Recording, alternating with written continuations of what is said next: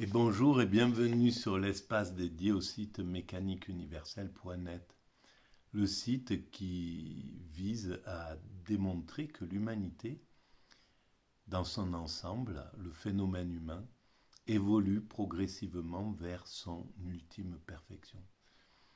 On construit, sans le savoir, le paradis terrestre, en somme. Alors, il faudra encore quelques siècles d'évolution, mais on a fait la plus grande partie du chemin entre le moment où nous nous sommes séparés des autres primates et aujourd'hui, depuis qu'on s'est constitué en humanité particulière, en espèce particulière, on a évolué jusqu'à ce que nous sommes. Et il reste quelques siècles, je pense pas trop, tu peux peut-être 3, 4, 5, peut-être 10 siècles, c'est possible, hein, qu'il faille tant de temps. Mais on est à l'orée d'abord de la prise de conscience de notre finalité, de ce qu'on poursuit inconsciemment. Donc, cette évolution qu'on fait actuellement inconsciemment, instinctivement, on pourrait dire, ou intuitivement, on va, à un certain moment, la faire de façon consciente. Il faudra qu'on prenne d'abord conscience de ce qu'on réalise, donc on commence à se remettre à penser de façon téléologique l'analyse des fins dernières de l'humanité, que l'humanité retrouve le chemin de la réflexion qu'on pourrait appeler prospective, de réfléchir où va l'humanité. Pour l'instant, ça fait un siècle, je pense, qu'on n'y réfléchit plus. Les derniers grands philosophes qui se sont vraiment posé cette question, c'était au XIXe siècle, les philosophes comme Saint-Simon, Marx sans doute, etc. Des philosophes qui avaient devant eux un progrès qui laissait espérer vraiment une finalité positive. Après, nous, les modernes, en somme, à partir du XXe siècle, on s'est rendu compte que le progrès pouvait être vraiment utilisé à des mauvaises fins.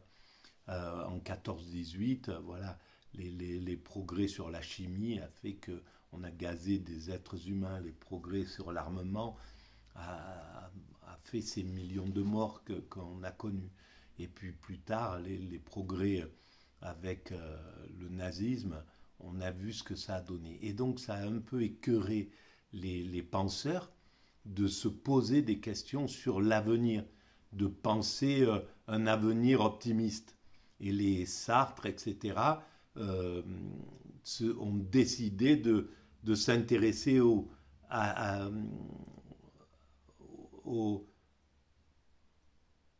moment présent, au présent, à vivre, à l'existence, à l'existentialisme en somme. Et donc, ça a écarté la pensée, les philosophes, de cette réflexion-là. Et maintenant, je pense qu'il est temps mais c'est pas moi qui veux que ce soit le temps. Le temps est venu, à mon sens, de commencer à reprendre le chemin de ces réflexions téléologiques, des réflexions des fins dernières de l'humanité. C'est le moment où ça va commencer à se produire. Je pense qu'à un certain moment, une fois qu'on aura mis le petit doigt dans cet engrenage de réflexion, quand l'humanité aura décidé que c'est le moment, parce que c'est comme ça, c'est l'humanité en somme qui choisit, entre guillemets, le temps de... voilà, il y a un moment, un type de pensée va apparaître dans l'humanité et ça va changer un peu ça va orienter toute toute la pensée, tous les autres penseurs qui vont venir derrière. Par exemple, après Galilée, cette époque-là de ces chercheurs pour savoir comment se passaient qu'est-ce qui tournait autour est-ce que c'était la Terre qui tournait autour du Soleil ou est-ce que c'était le Soleil qui tournait autour de la Terre ou des questions comme ça. Eh bien, il a suffi d'une pichenette et on est parti sur une autre façon de penser les choses. Ça a sans doute été pareil avec Darwin. Darwin a changé, a modifié une façon de penser, etc. Et puis, à chaque fois, c'est des étapes qui viennent. Et là, maintenant, à mon sens, c'est l'étape de la prise de conscience de notre sens qui arrive. Voilà. Alors, je vais continuer ma réflexion sur cet ouvrage que j'ai trouvé. Voilà. Les lettres nouvelles, Norman O'Brown, Eros et Thanatos, la psychanalyse appliquée à l'histoire. Et c'est vraiment intéressant parce que, bon, j'ai trouvé plein de bouquins de philosophes du XXe siècle. Donc il y a Aron, il y a Sartre, il y a bon, beaucoup de ces philosophes. Et donc, comme d'habitude, quand je trouve comme ça des livres, je les ouvre comme ça au hasard et je lis. Et si quelque chose m'intéresse, je dis tiens, je vais travailler là-dessus. Là, je ne l'ai pas lu, mais je suis tombé sur quelques lignes qui m'ont intéressé où il parlait du nirvana. J'ai dit tiens, pourquoi il parle du nirvana? Et donc, j'ai regardé le chapitre, c'est le chapitre 8, la mort, le temps et l'éternité. Et j'ai décidé d'en faire ces vidéos qui arrivent là sur YouTube. Donc, je suis à chaque fois, c'est une page, ça fait 1, 2, 3, 4 pages. Donc, il y a 4 vidéos. Et donc, je vais continuer la page 115. Je lis et je commente éventuellement. Alors, c'est la recherche de la satisfaction instinctuelle dans des conditions de refoulement instinctuel qui fait que, chez l'homme, le principe du plaisir recherche sans cesse une certaine qualité d'expérience qui lui est refusée par suite du refoulement. Alors voilà, c'est là où l'humanité est basée sur ce refoulement, sur le fait de s'interdire des plaisirs, de s'interdire des libertés, que notre cousin singe, que nous-mêmes, lorsque nous étions l'équivalent en gros des chimpanzés, lorsqu'on fonctionnait sur ce même modèle, on s'autorisait tout un tas de choses, de s'affirmer aux dépens d'autrui, il y a tout un tas de comportements qui étaient logiques dans le monde animal qui n'a pas les restrictions que nous connaissons, mais qui a des restrictions, bien entendu, mais de façon instinctive. Et ces restrictions, nous, on les a fait évoluer en loi. On en a fait des lois. Dans la chrysalide de ce singe en humain, on a commencé on a évolué quand on a commencé à... D'abord, on a fait des interdits, des tabous, avant qu'on ait l'écriture, etc. Donc, il y avait des choses qui étaient interdites, etc., qui existent déjà à l'instinct, de façon instinctive, chez le primate naturel, qui existait à notre origine déjà. Quand le dominant chimpanzé se bagarre avec un subalterne et que le subalterne lui tend le cou ou se met en position de soumission, le dominant pourrait le martyriser, mais un instinct l'empêche de se comporter ainsi. Ben ça, c'est la base de notre morale. Et d'ailleurs, chez l'homme, cette morale, elle existe.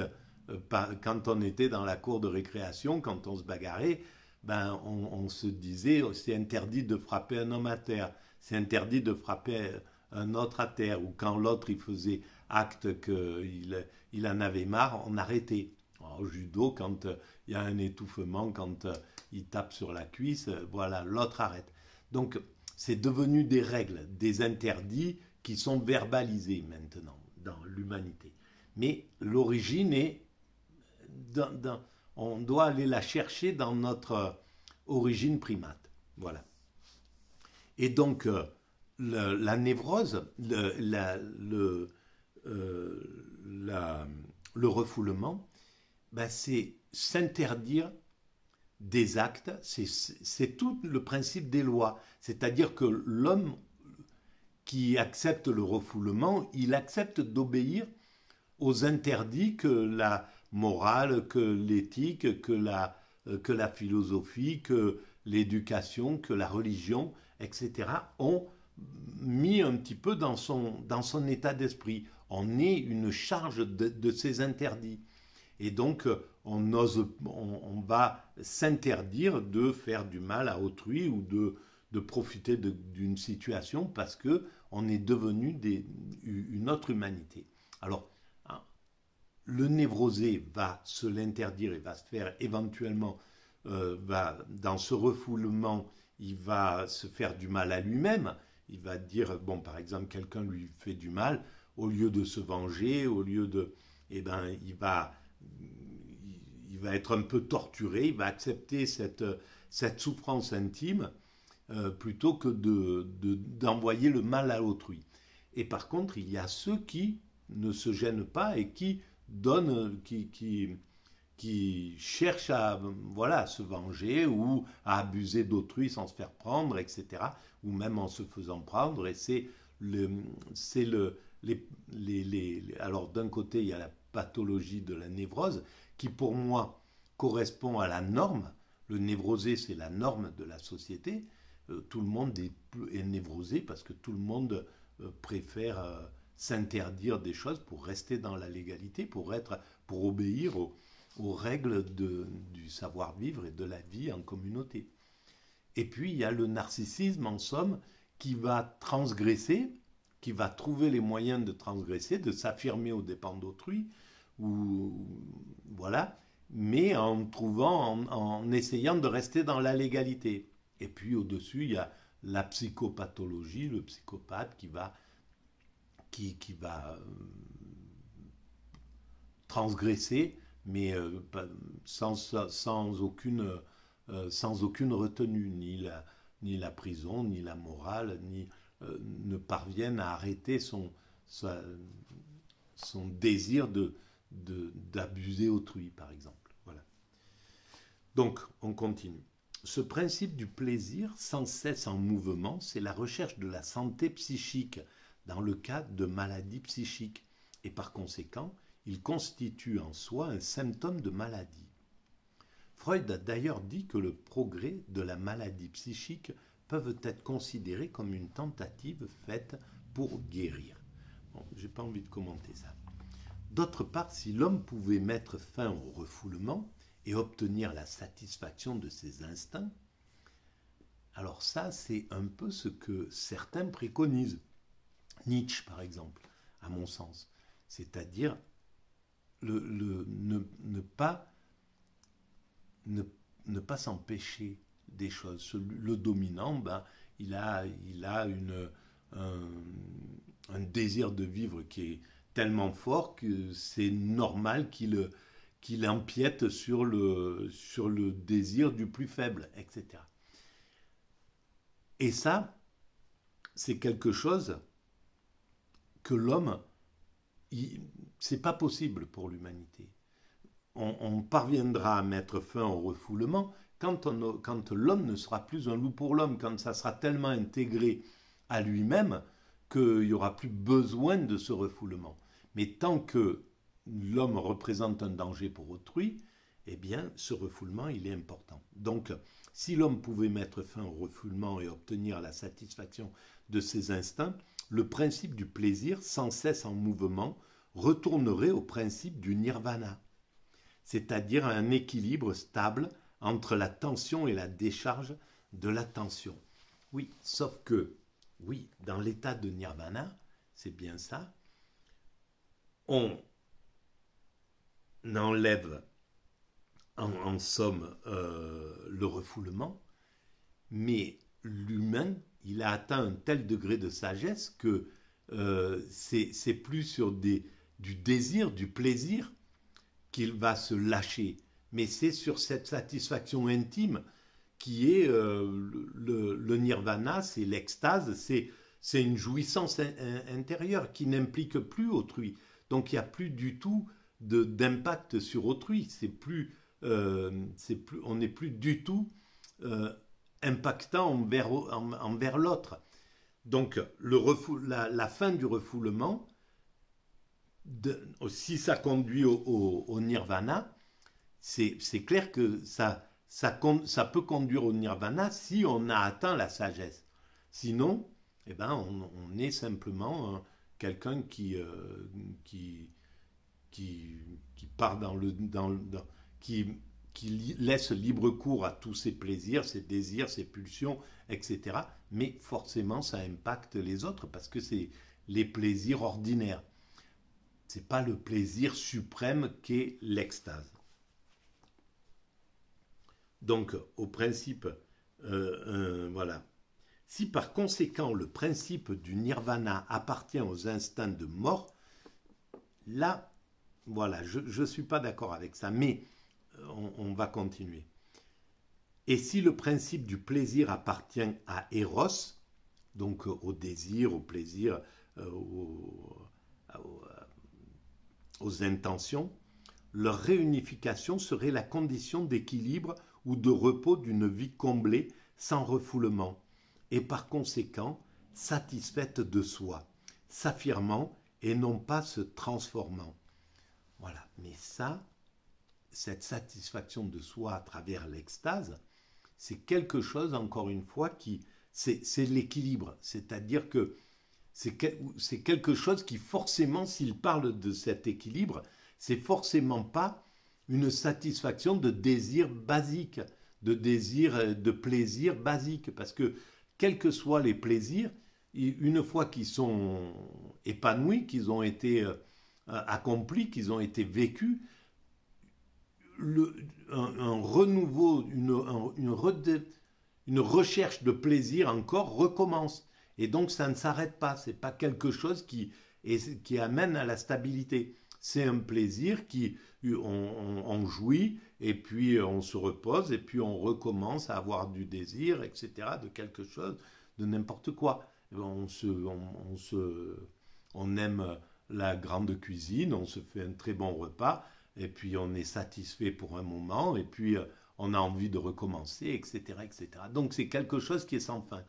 L'équilibre, c'est autre chose. Atteindre cet équilibre absolu, c'est... Alors, il y a l'équilibre, évidemment, dans la recherche du plaisir. On peut être, au lieu d'être dans l'hubris, être dans la... Comment on appelle ça, les Grecs parlaient de ça, c'est le fait d'être... de ne pas abuser des choses, de savoir bien les gérer. Voilà, c'est bien sûr. Mais ce n'est pas l'équilibre. Ça n'a rien à voir avec l'équilibre du nirvana ou de l'extase. Donc, leur réunification serait la condition d'équilibre ou de repos d'une vie comblée sans refoulement, et par conséquent satisfaite de soi, s'affirmant et non pas se transformant. Ainsi interprétée, la psychanalyse réaffirme des aspirations religieuses éternelles. Parce que là, oui, bien sûr que c'est exactement ce que disent toutes les grandes religions. Si elles nous écartent, si elles nous ont écartés des désirs et des plaisirs, c'est pas pour rien, c'est extrêmement intelligent. C'est des êtres humains, les êtres humains qui ont écrit, qui ont imaginé, qui ont pensé la Torah, la Bible, le Coran, la Bhagavad Gita, les principes du bouddhisme. C'est pas des gens c'est pas des rigolos. C'est des gens qui ont compris ce qui se passait derrière, qui ont expérimenté le plaisir, le désir, etc. et qui ont vu que c'est quelque chose qui peut être dépassé. Bouddha, ça a été quelqu'un qui avait eu une vie ordinaire, etc. Beaucoup de sages en Inde ont eu des vies sexuelles, des vies, donc ils ont connu le plaisir, ils ont connu toutes ces choses-là, ils ont compris qu'il y a quelque chose au-delà de ça, il y a un état d'équilibre qui se passe au-dessus de ça. Et c'est ce qu'ils recherchent, et c'est ce qu'ils préconisent, et c'est le judaïsme préconise ces choses-là, mais en disant il faut construire malgré tout l'humanité, donc on n'a pas droit véritablement à, à cette extase, c'est pas ce qu'on doit préconiser à l'être humain, mais on sait que c'est ça, on sait que ça existe. Le christianisme qui vient après, sa fille aînée, elle a compris cette chose-là, mais elle veut proposer, elle veut expliquer à ceux qui suivent le christianisme, qui s'intéressent à ça, donc à ces ouailles, entre guillemets, qu'il y a quelque chose de plus important que le plaisir, qu'il y a quelque chose de plus puissant que ça, qui est la béatitude, qui est cet état-là. Voilà, alors ils en font la promotion, mais sans obligation non plus. C'est quand on dit, quand l'athéisme part en chasse du religieux, et qui dit oui, les religions, ils veulent interdire, etc. Mais ils n'ont jamais rien interdit. Les presque 2000 ans de christianisme, les hommes ont fait l'amour, ont fait ce qui a été porté sur ça. Il n'y avait pas le curé qui était dans la chambre à coucher à interdire. Alors, qu'ils aient parlé des choses, ou même dans tous les plaisirs, dans toutes les formes de plaisir, ils ont demandé la modération, ils ont demandé, etc. Mais c'était pas véritablement dictatorial quand on y réfléchit. Voilà. Car le nirvana, s'il exprime le rythme des formes les plus inférieures de la vie organique, exprime aussi les plus hautes aspirations du bouddhisme. Et car le nirvana, s'il exprime le rythme des formes les plus inférieures de la vie organique, c'est exactement ce que j'ai vécu. Parce que j'ai fait cette expérience d'extase il y a 23 ans maintenant, au tout début de la mécanique universelle. J'avais construit toute la structure de cette philosophie. Ça tenait en quelques pages, une dizaine de pages. C'était fait. Et j'avais l'impression que j'avais fini mon travail. Et dans cette sensation d'avoir achevé mon existence, ce pourquoi j'étais venu sur cette planète, je me suis retrouvé, sans savoir ce qui se passait en moi, dans un état d'extase. C'était je me souviens plus exactement, parce que j'arrive pas, je mets pas de date, je vis aujourd'hui, je ne sais pas quel jour nous sommes, etc. Et des fois, il faut que je réfléchisse pour savoir quel mois, etc. Bon, bref. Donc, et j'ai vécu je suis tombé dans cet état-là, sans savoir ce qui se passait. J'ai ressenti ça pendant une semaine, et après, plus tard, un mois après ou 2 mois après, j'ai réfléchi, j'ai dit mais qu'est-ce qui s'était passé? Et avec les souvenirs, j'ai vu ce qui s'était passé, j'ai compris ce qui s'était passé. Et ça a été fondamental, cette expérience, pour comprendre la mécanique universelle dans le truc. Et donc, dans cet état, on est effectivement donc... Alors, où est-ce que c'était? Appartient, et par conséquent, non. Là, voilà.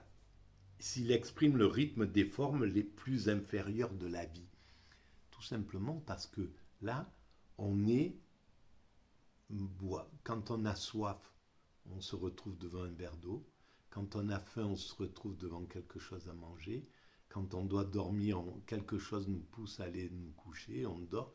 On dort très peu parce qu'en fait, dans cet état-là, on perd aucune énergie. On est à un rythme zen. Il n'y a plus aucune crainte, aucune peur. On ne se dépense pas physiquement, donc on n'a absolument pas besoin de dormir pour restaurer une énergie qui s'est dissipée dans une journée. Et donc on est au minimum des, des choses. Donc c'est que les, les besoins basiques de l'être humain. Voilà, aller se laver, aller aux toilettes, des choses, tout ça, c'est voilà les trucs basiques de l'existence qui se passent et qui se font sans qu'on sans qu'on les veuille en réalité, sans qu'on se dise tiens c'est ça il faut que je fasse ça, il faut que je mange dans une demi-heure. Non, je me retrouvais devant un plat, je me préparais un petit plat, quatre petits légumes, un petit truc, mais rien du tout. Et je passais une heure à déguster chaque bouchée, enfin, un truc comme ça, et voilà. Donc, il y a pas de... Il n'y a pas d'intention à ce moment-là. On est dans la contemplation absolue. Et il y a quelque chose qui nous gère. Donc, on est géré. J'avais plus aucune intention, ni de dire je vais aller là-bas, je dois aller faire mes courses ou quoi que ce soit. Je me suis retrouvé à acheter ce que je devais acheter, à faire, mais sans me dire il faut que tu ailles faire ça. J'ai fait, j'ai vécu comme une sorte d'automate, comme si j'étais vécu. C'est pour ça que ça m'a donné le sentiment que mon esprit étant vide, j'étais dans un esprit totalement vide, il y avait la place pour que une énergie, quelque chose qui vienne me gérer. Et cette chose-là, pour moi, c'était ce qu'on appelle le divin. Voilà, donc c'est lui qui a pris la place de mon cerveau, en fait, de mon ego. Voilà, il n'y avait plus d'ego, mon ego était parti. Et en fait, cette puissance c'est initié à l'intérieur de moi et c'est elle qui gérait ma vie, quoi. Moi, j'étais juste à jubiler, à jouir de chaque instant, à contempler, à être dans une jouissance physique inouïe, pleine d'amour, mais une jouissance incroyable, on ne peut pas. Et donc, en fait, c'est peut-être le divin qui, quand il y a la possibilité de jouir à l'intérieur, ben, il s'initie, quand il trouve une incarnation favorable, un moine zen, quelqu'un qui, ou même accidentellement, quelqu'un qui est dans les états de mort imminente ou quoi que ce soit, où on est juste là à jubiler, être dans ce truc-là, et bien quand c'est comme ça, c'est le divin qui prend possession et qui va qui va jubiler à travers avec une incarnation, avec un être vivant. Voilà. Alors, c'est possible que ça soit ça. Je ne sais pas, hein. Ça peut être autre chose. On peut l'expliquer aussi par un problème neuronal ou j'en sais rien, peu importe. Mais moi, je le vois plutôt comme sous cette forme-là. Donc, car le nirvana, s'il exprime le rythme des formes les plus inférieures de la vie organique, exprime aussi les plus hautes aspirations du bouddhisme. En quoi le nirvana diffère-t-il de cet éternel repos, à la fois de l'esprit et du corps, que saint Augustin considère comme la suprême félicité promise à l'homme? Voilà, et là, on trouve la jonction entre bon, là, le christianisme et le bouddhisme, mais ça peut être valable avec toutes les religions. Parce que saint Augustin, il a compris quand il dit « En quoi le nirvana diffère-t-il de cet éternel repos à la fois de l'esprit et du corps que saint Augustin considère comme la suprême félicité promise à l'homme ?» Elle est promise à l'homme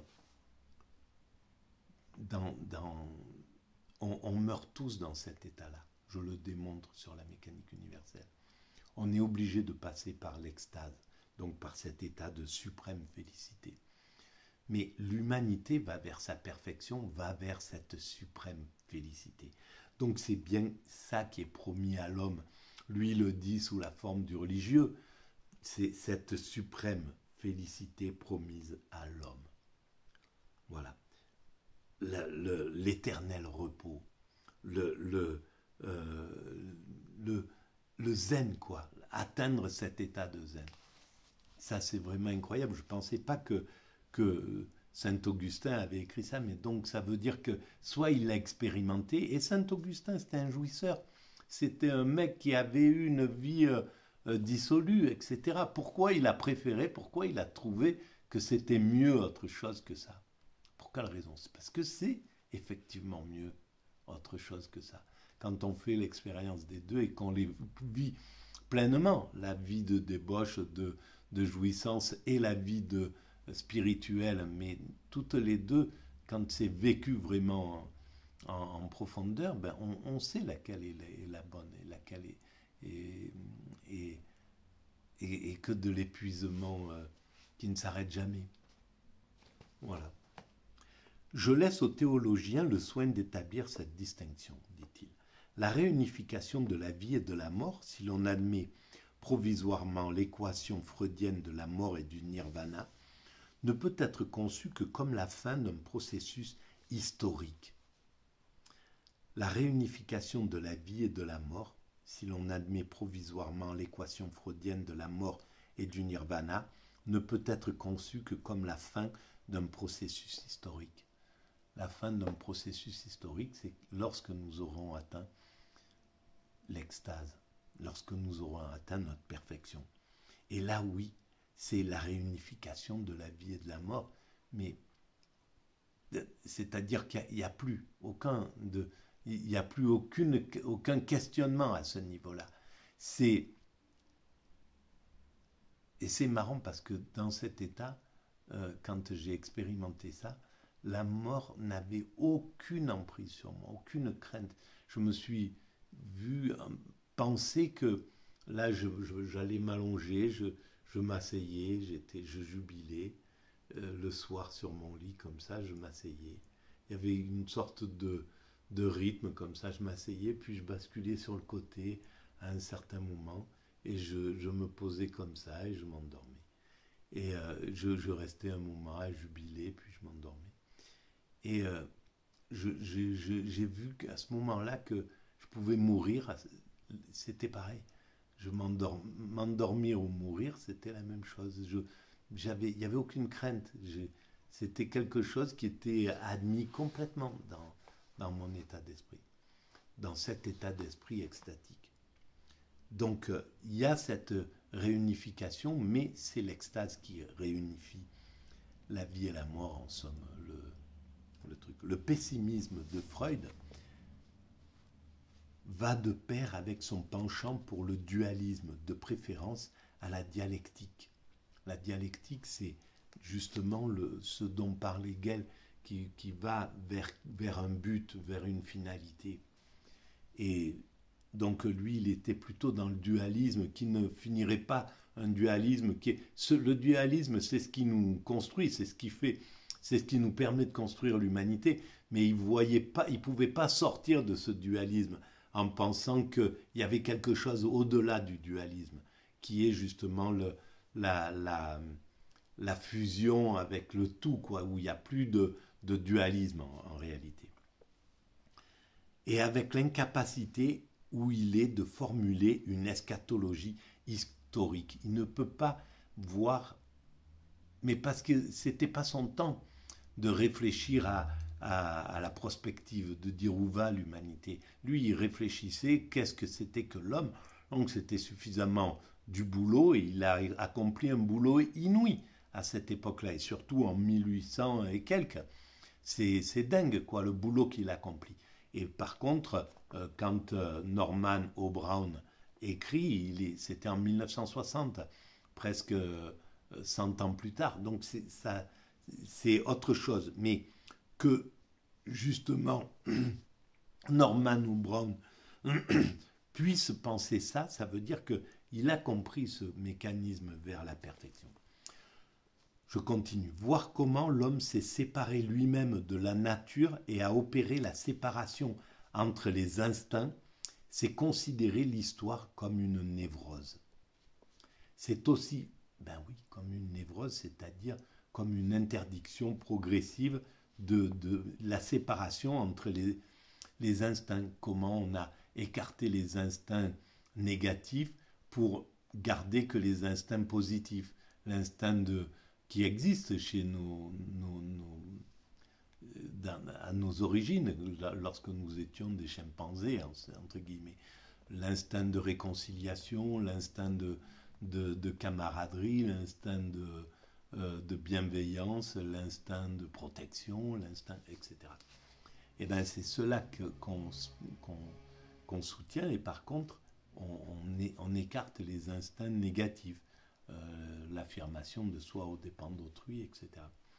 C'est aussi considérer que l'histoire en tant que névrose se hâte fiévreusement et inconsciemment vers l'abolition de l'histoire et vers un état de repos qui est aussi une réunification avec la nature. C'est pas beau ça? Donc c'est exactement ce que je dis sur la mécanique universelle.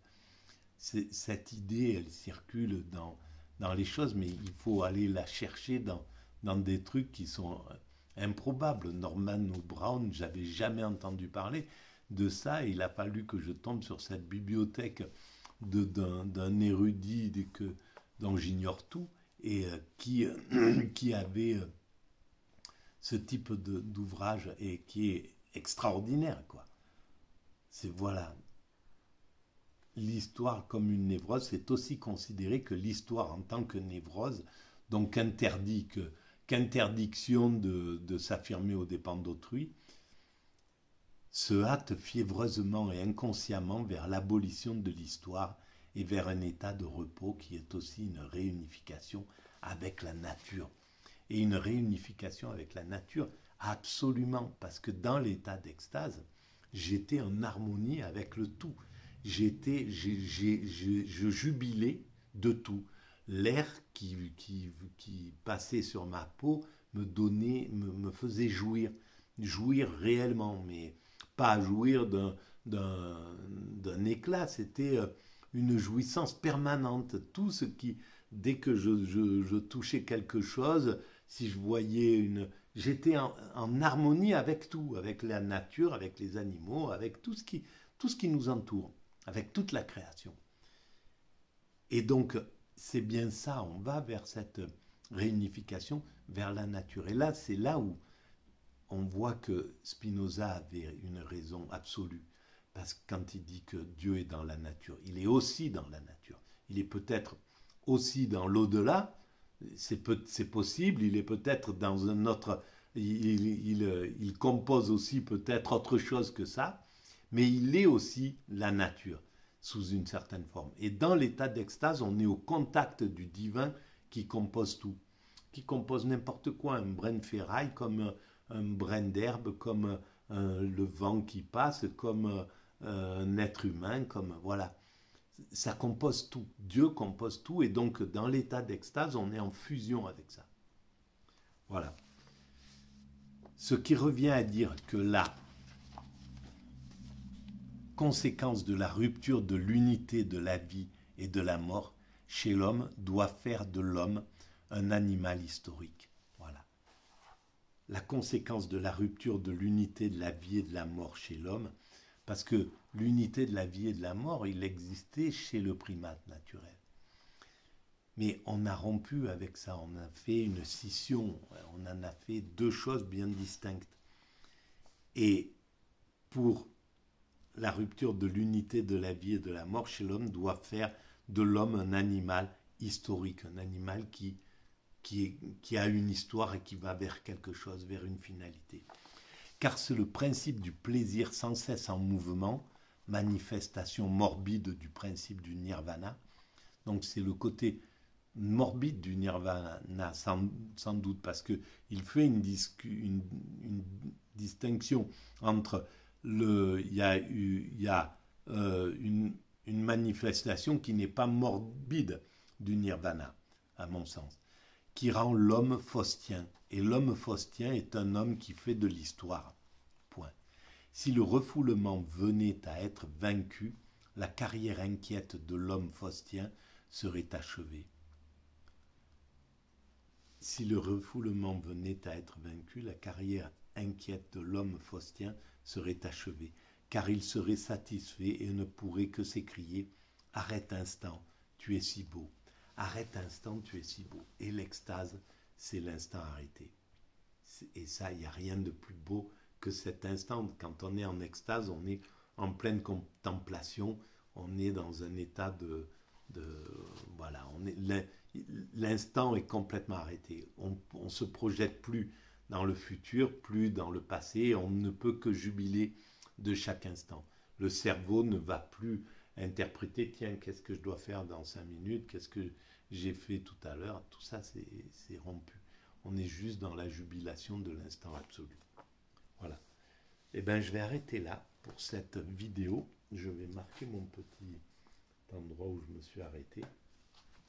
Je vous remercie de votre écoute. Je suis long, je m'exprime pas très bien, mais voilà, c'est ma façon d'être et j'essaye d'être le plus juste possible avec ce que je dis. Voilà. Si vous pensez que cette vision téléologique qui s'intéresse aux fins dernières de l'humanité ont un peu d'intérêt pour les autres, vous pouvez vous abonner, vous pouvez mettre des pouces, des avis, quoi.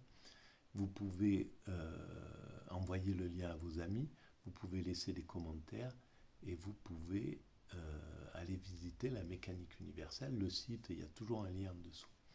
Voilà, et je vous remercie encore une fois d'être présent.